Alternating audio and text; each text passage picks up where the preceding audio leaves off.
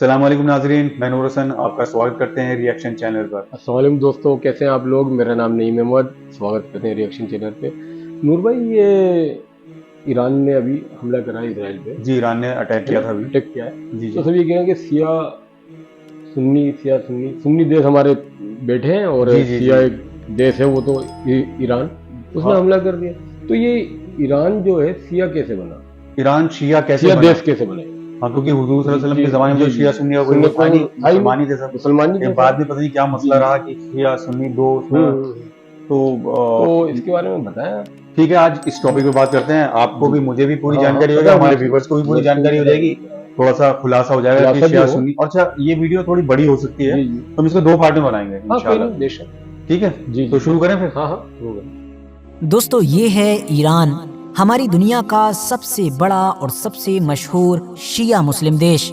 بلکہ میں یہ کہہ سکتا ہوں کہ آج کے دور میں ہم لوگ جب بھی شیعہ مسلم کا نام لیتے ہیں تو شاید ہمارے دماغ میں سب سے پہلا خیال بھی ایران کا ہی آتا ہے۔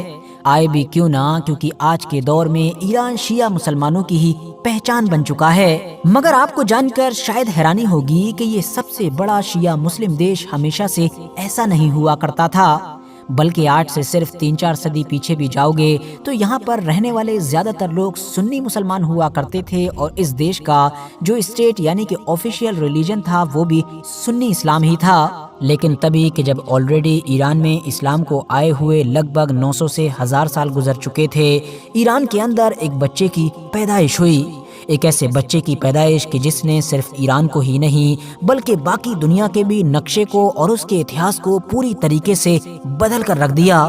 دراصل دوستو، سب سے پہلے تو میں آپ لوگوں کو یہ بتاتا چلوں کہ ایران دنیا کے ان خاص علاقوں میں سے ہے کہ جہاں پر اسلام بالکل شروعاتی دور میں ہی پہنچ چکا تھا۔ حضرت ابوبکر صدیق کے دور میں حضرت خالد بن ولید کی لیڈرشپ میں سب سے پہلے تو عراق کو فتح کیا گیا تھا، جو ظاہر ہے اس دور میں ایران کا ہی پارٹ تھا، کیونکہ اس دور میں جو سلطنت ایران پر راج کیا کرتی تھی عراق بھی اسی کے انڈر میں آیا کرتا تھا۔ عراق کے فتح ہو جانے کے بعد اب پورا ایران بھی مسلمانوں کے لیے کھل چکا تھا۔ دوسرے خلیفہ حضرت عمر کے دور میں ایران کے بہت سارے اہم علاقوں کو فتح کر لیا گیا تھا، اور پھر 654 عیسوی آتے آتے یعنی کہ تیسرے خلیفہ حضرت عثمان کے دور میں تو مسلمانوں کا یہ ایران کا پورا مشن کمپلیٹ ہو چکا تھا، یعنی آج کے دور کے پورے ایران کے ساتھ ساتھ آس پاس کے بھی بہت سارے علاقوں پر مسلمانوں کا ہی راج تھا۔ لیکن دھیان دینے والی بات یہ ہے کہ اس دور میں بھی ایران کے زیادہ تر لوگ اپنے پرانے دھرموں، اپنے پرانے مذہبوں کو ہی فالو کیا کرتے تھے۔ خلافت راشدہ کے ختم ہونے کے بعد جب سلطنت بنو امیہ نے راج کیا تو اس دور میں بھی یہاں کی زیادہ تر آبادی غیر مسلم ہی تھی، مگر پھر اس کے بعد جب عباسی ڈائنیسٹی یعنی کہ سلطنت بنو عباس کا دور شروع ہوا تو اس دور میں ایران میں اسلام بڑی تیزی کے ساتھ پھیلا۔ صرف یہاں کے لوگ اسلام کی طرف ہی نہیں بڑھے بلکہ مسلمانوں کی یہ جو مین سلطنت تھی اس کے اندر ایرانیوں کا انفلوئنس بھی بڑھنے لگا تھا۔ بڑھتا بھی کیوں نہ، کیونکہ اس دور میں تو یہ پوری سلطنت ہی عراق کے کوفہ یا پھر بغداد جیسے شہروں سے ہی کنٹرول ہوا کرتی تھی۔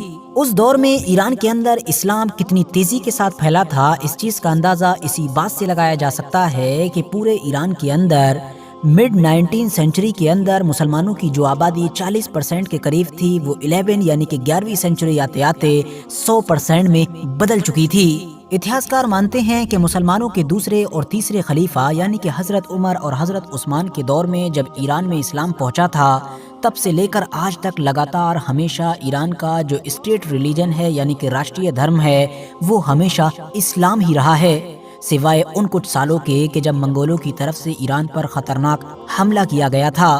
یہاں پر نوٹس کرنے والی بات یہ بھی ہے کہ اگر آپ لوگ حضرت عمر اور حضرت عثمان کے دور کے بعد سے لے کر اگلے 700-800 سال کا ایران کا جائزہ لیں گے یعنی کہ 15ویں صدی کے آخر تک کا، تب آپ پائیں گے کہ یہ نہ صرف ایک اسلامک دیش رہا بلکہ سنی اسلامک دیش رہا۔ یہاں کے رہنے والے زیادہ تر لوگ بھی سنی تھے اور یہاں کا اسٹیٹ ریلیجن بھی سنی ہی رہا کرتا تھا۔ حالانکہ یہاں پر ہمیشہ سے ہی کچھ % الگ الگ علاقوں میں شیعہ آبادی بھی رہا کرتی تھی، بلکہ شیعہ گروپ کے بہت سارے اتہاس کے جو مشہور اسکالرز ہیں ان کا جنم بھی یہیں پر ہوا ہے یا وہ یہیں کے رہنے والے تھے۔ مگر زیادہ تر سنی آبادی اور حکومت کے انفلوئنس کی وجہ سے ہمیشہ اسٹیٹ ریلیجن سنی اسلام ہی رہا۔ لیکن پھر لگ بھگ 900 سال گزر جانے کے بعد سال آیا سن 1487 کا کہ جب ایران کے علاقے میں ایک بچے کی پیدائش ہوئی۔ یہ وہی بچہ تھا کہ جس کو دنیا آج اتہاس میں شاہ اسماعیل صفوی کے نام سے یاد کرتی ہے۔ شاہ اسماعیل کا تعلق صفوی نام کے ایک صوفی سلسلے سے تھا۔ ایون ان کے جو فادر یعنی والد تھے شیخ حیدر، وہ بھی ایک صوفی ہوا کرتے تھے جو اردبیل نام کے شہر میں رہا کرتے تھے۔ مگر شاہ اسماعیل صفوی اپنے اس سلسلے کے آخری پیر ثابت ہوئے، کیونکہ انہوں نے تو اپنی اس پیری کو بادشاہت کا رنگ دے دیا تھا اور پھر بنیاد رکھی تھی ایک طاقتور سلطنت کی کہ جس کو ہم لوگ صفوی سلطنت کے نام سے جانتے ہیں۔ دراصل معاملہ یہ تھا کہ 15ویں صدی کے شروع میں امیر تیمور کے جانشینوں کے زوال کے بعد ایران کا یہ پورا علاقہ لگ بھگ 9 سے 10 الگ الگ چھوٹی بڑی ریاستوں میں بٹا ہوا تھا۔ اس پورے علاقے میں جو سب سے بڑی سلطنت تھی وہ تھی آگ کیونلو نام کی، کہ جو دراصل ترکمانوں کی ہوا کرتی تھی، کیونکہ تبریز سے لے کر دیار بکر تک کا پورا علاقہ اسی سلطنت کے انڈر ہی میں آیا کرتا تھا۔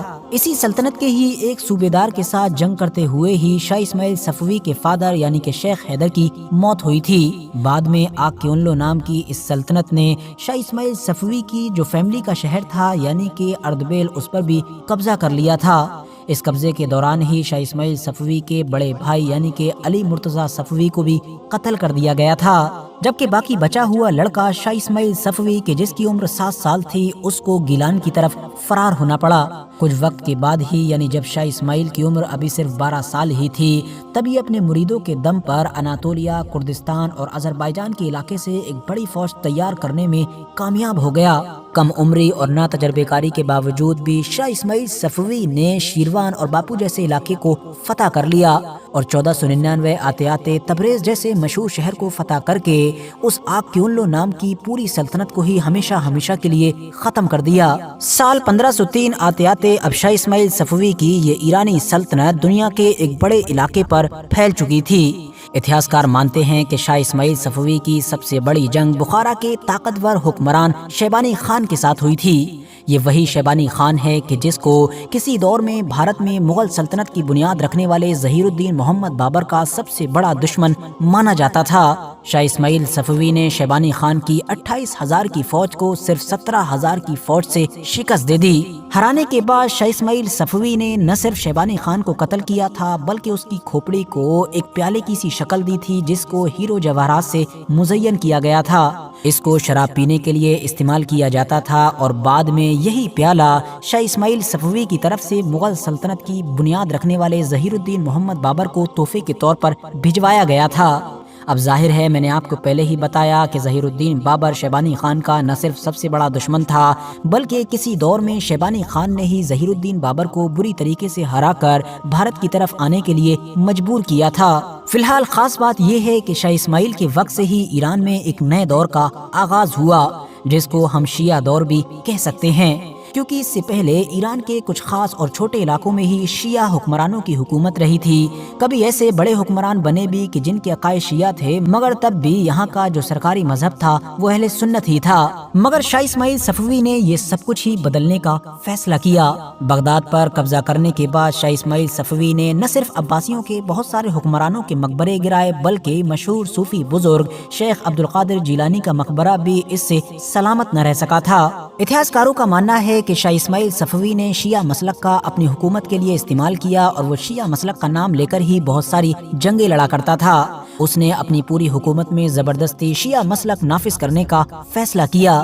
ایران کی ایک بڑی سنی آبادی کو اس دور میں بڑی تیزی کے ساتھ ٹارگیٹ کیا جانے لگا، بلکہ یہ کہہ سکتے ہیں کہ اب وہاں کے سنیوں کو 2 ہی آپشن دیے گئے تھے کہ یا تو شیعہ ہو جاؤ یا پھر فوت ہو جاؤ۔ یاد رہے دوستو کہ یہاں پر کسی بھی مسلک کو برا نہیں کہا جا رہا ہے اور نہ ہی کسی مسلک کو مظلوم ثابت کرنے کی کوشش کی جا رہی ہے، بلکہ یہاں پر پرسنل بات ہو رہی ہے شاہ اسماعیل صفوی کی ہسٹری کے بارے میں، جس کو آپ لوگ ظاہر ہے الگ الگ سورسز سے چیک بھی کر سکتے ہیں۔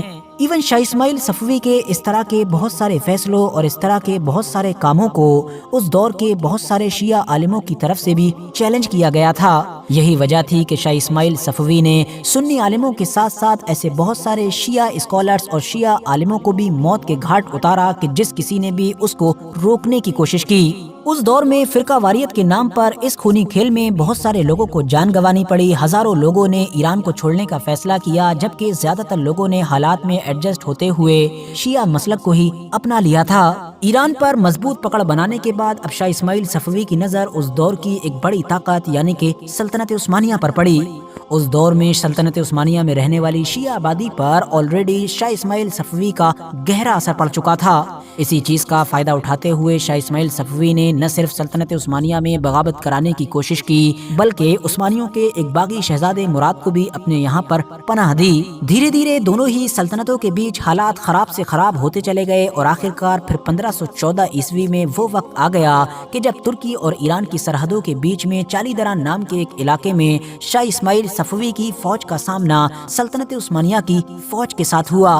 उस दौर में उस्मानियों की गद्दी पर वही सुल्तान बैठे हुए थे कि जिनको इस सल्तनत के सबसे ताकतवर और मशहूर सुल्तानों में गिना जाता है, यानी कि सुल्तान सलीम अव्वल के जो सुलेमान द मैग्निफिसेंट के फादर हुआ करते थे। ईरानियों ने अपने हिस्टोरिकल दस्तूर के मुताबिक बहादुरी से जंग लड़ी, मगर फिर भी वो लोग तुर्कों की जंगी महारत के सामने, उनके तजर्बे के सामने, या ये कहिए कि उनके एडवांस हथियार और तोपों के सामने नाकाम साबित हुए। 25,000 के करीब ईरानी लोग इस जंग में मारे गए, जबकि खुद शाह इस्माइल सफवी को भी जान बचाने के लिए वहां से फरार होना पड़ा। जंग में ईरानियों की हार के साथ ही तबरेज, दयार बकर जैसे कई मशहूर ईरानी सूबे अब सल्तनत उस्मानिया के अंडर में चले गए थे।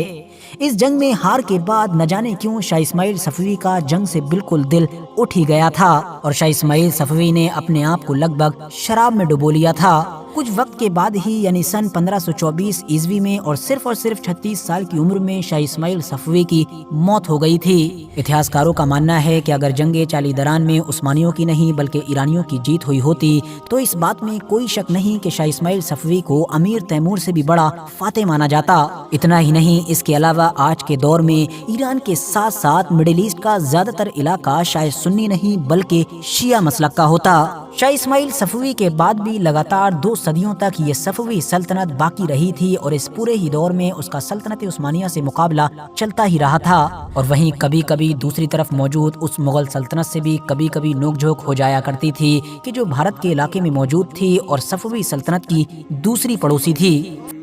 जी नहीं भाई, देखो यहाँ से पढ़ा मतलब एक छोटे से एक बादशाह ने छोटे से बादशाह ने है ना बस गड़बड़ कर दी है कि वरना वो मुस्लिम जो सुन्नी था वो भी देश था। और वो बता रहे हैं कि इसमें अगर वो कुछ और सालों बाद नहीं मरता तो हो सकता है कि और बड़ा हो जाता है। तो अल्लाह को पसंद नहीं था वो भी अल्लाह ने किया, वो तो दिखाना था ना कि भाई संतले वो क्या नाम है उस्मानी संतले, तो वो भाई वो तो मंगोलों से पता नहीं कहाँ से वो जंगे जीतते हुए आए हैं वो लोग, और उनसे वो जाके भिड़ गया 36 साल में वो चला भी गया, वरना कुछ 10-12 साल और जी जाता तो पता नहीं क्या कर जाता। अल्लाह जो कराता वो अच्छा ही कराता है बस, जो अल्लाह तो ये यहाँ से पढ़ाए। जो सिया देश जो है वो ईरान जो है सियाओं का जो देश हो यहाँ से पढ़ा है। तो हो सकता है कि आपको बात समझ में आई हो। अच्छा, ये थोड़ी सी लंबी हो जाएगी इसलिए हमने यहाँ रोक दी है। इसका नेक्स्ट टॉपिक हम अगली वीडियो बनाएंगे, ठीक है? तो आगे जो जानकारी होगी वो पूरी जानकारी आपको मिल जाएगी। तो मिलते हैं फिर नेक्स्ट वीडियो में इसी उम्मीद के साथ कि हमारी वीडियो आपको पसंद आ रही है और हमारे चैनल को लाइक करें, शेयर करें, सब्सक्राइब करें। तो तब तक के लिए अलविदा।